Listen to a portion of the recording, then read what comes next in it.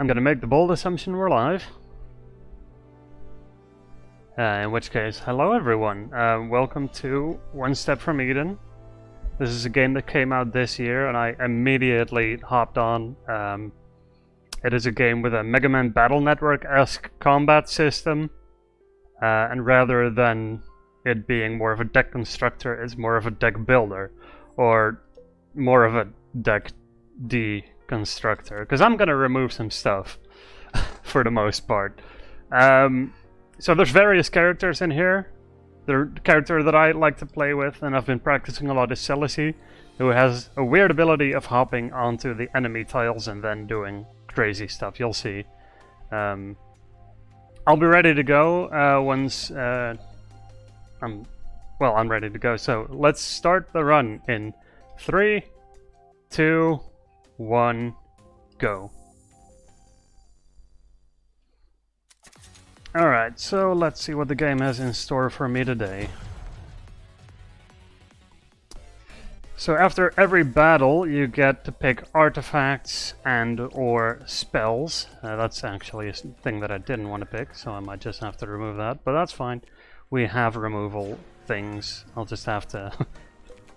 There we go.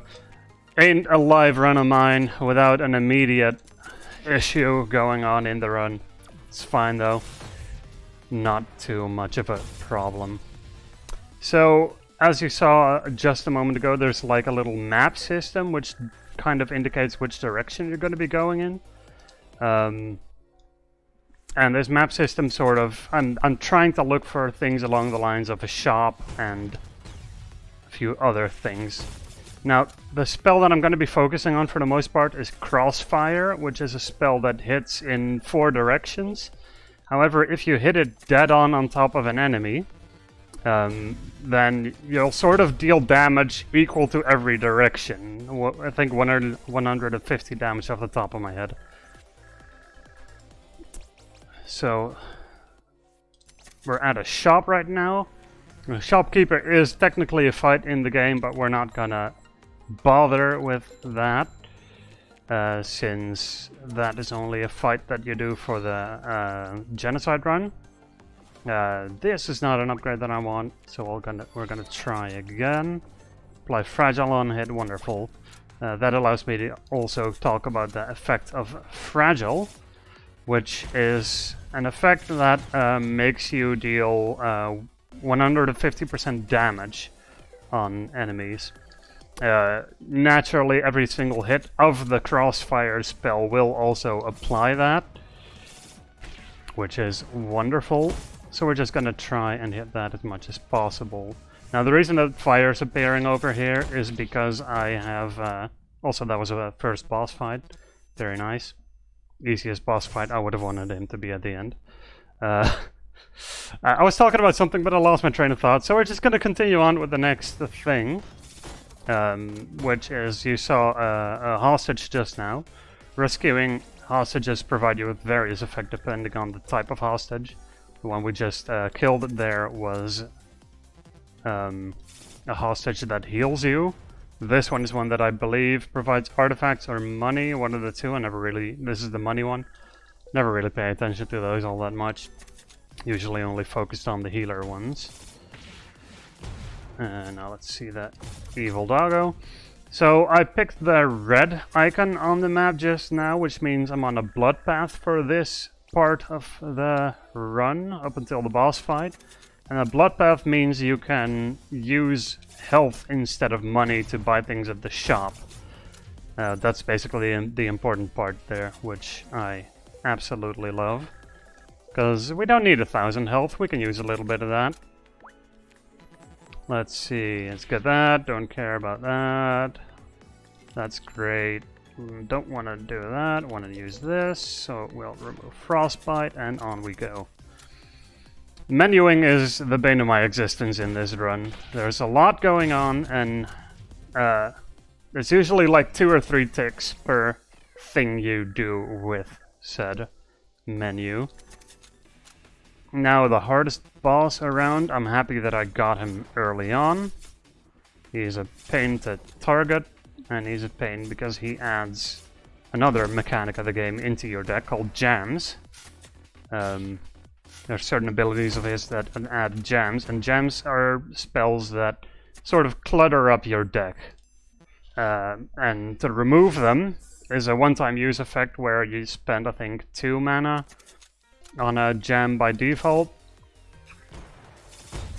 And there's also wonderful artifacts in the game which are very meme-worthy, called Jelly, which affects jam cards. So hey, the developer absolutely doing a great job there. So the bosses, they appear based on what area you're in. Every boss corresponds to a specific area, and so every time you pick an area, you have a 1 in 2 chance of encountering a specific boss.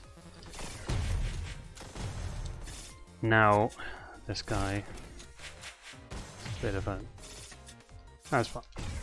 There we go. One of the reasons why I picked this character as well is because every boss in the game is also a playable character. Let's get that, and then double upgrade the crossfire. Let's get the minus mana cost. It's not too great, but we'll make do with it. And so every character, every boss that you can play, essentially, you know, have their own unique fights associated with them. And since Seedless, in my opinion, is one of the hardest fights to deal with, an easy thing to do is just to pick Seedless as a character and just not do that fight. Also, here's Violet. She's wonderful.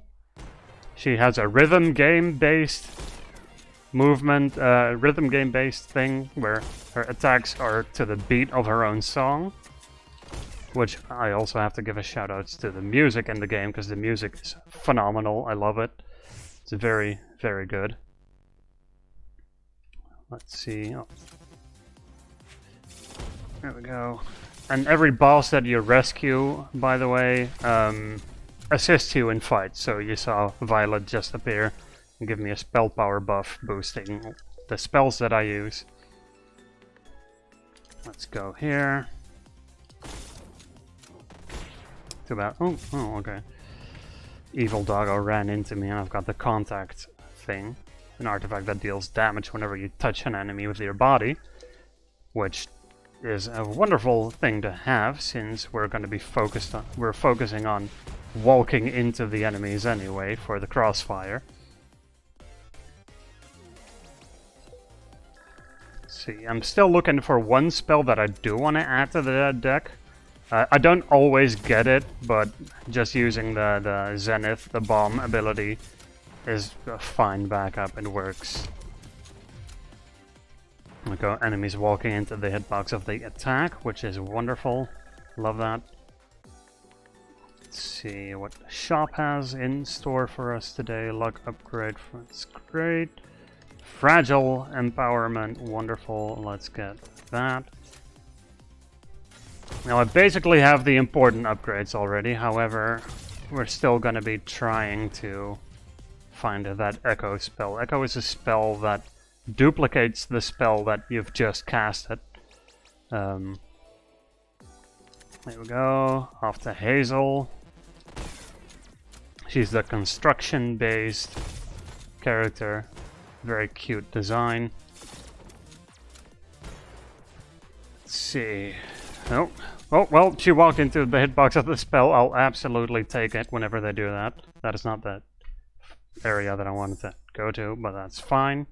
We usually try to get the fire areas done last, since those boss fights, in my opinion, are the easiest. But I suppose we'll have Terra / Riva as the final 2. Bit of an issue, but we'll see what we can make do. Now we're going on another bloodbath, just to see if I can maybe purchase a nice extra thing. An artifact we recently got that I just sort of glossed over is a thing that improves the effect of Fragile, which is a thing that our crossfire spell of course uses. Yep, sure. Still no echo. Feels bad. Echo is a thing that once you get it, it sort of you'll notice if we get to see it. It's just great. Jump on the enemy. There we go. There's echo. Excellent. We're in. Let's do this. Upgrade echo. Double cast would be nice. Wonderful. Boss fights are gonna melt now. Let's get that going. Get the upgrade. Extra upgrades. See if we can get this one for... That's nothing good, but we don't care too much anymore. We got echo. So that was a fight.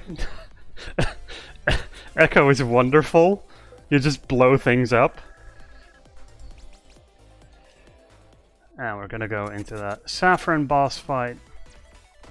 Sort of being the token girl. We basically one-shot her initial health pool.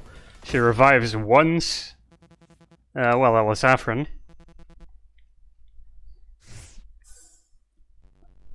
So I usually accidentally skip getting echo, which is awful.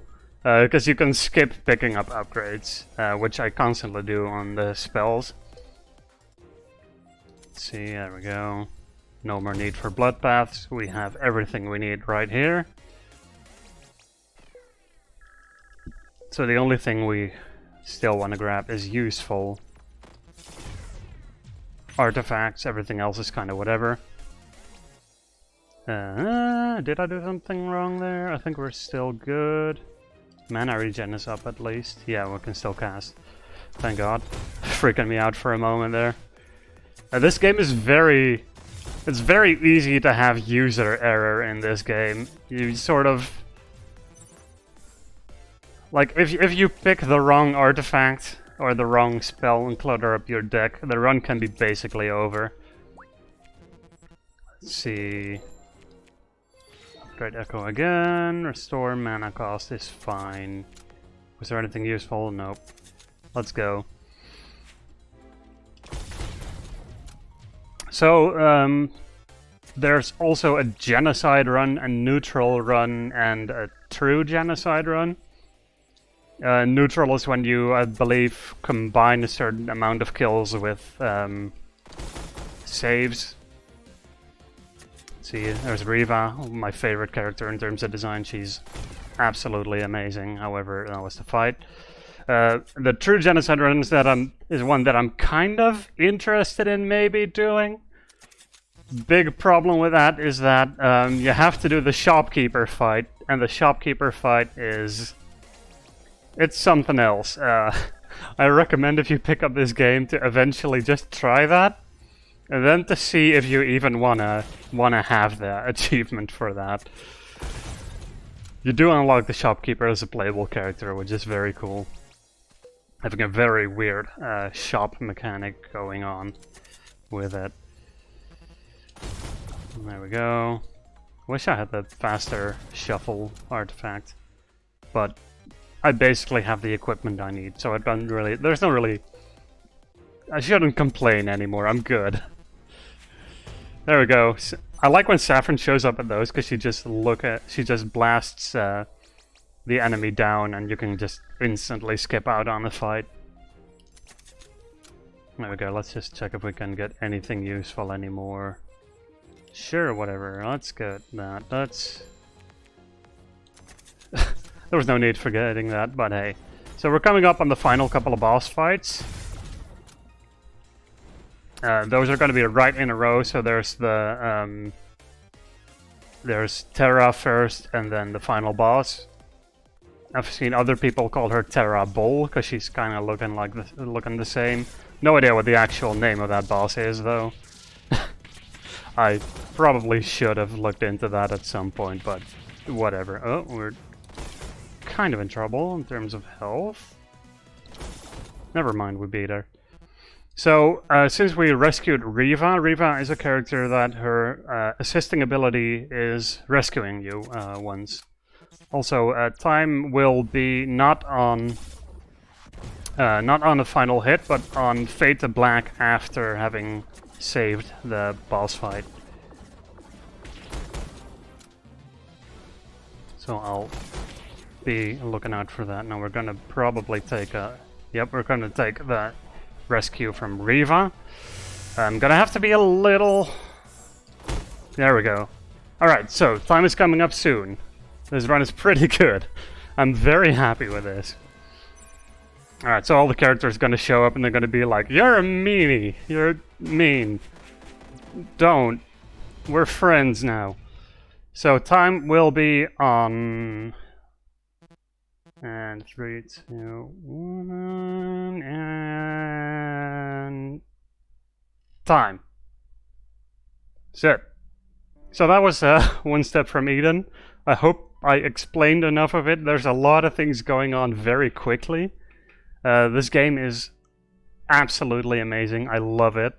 It's beautiful. It's made by a single guy with assistance from some other people, of course, but it was like one person's passion project. And it absolutely shows in the whole polish, the art design, the music. I love it. I'm also happy that the game uses the Mega Man Battle Network-esque combat system. So yeah, good run.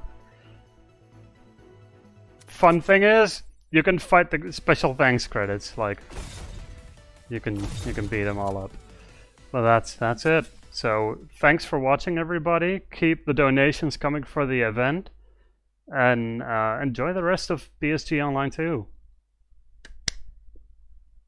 Yeah, great run. Thank you very much. Cheers.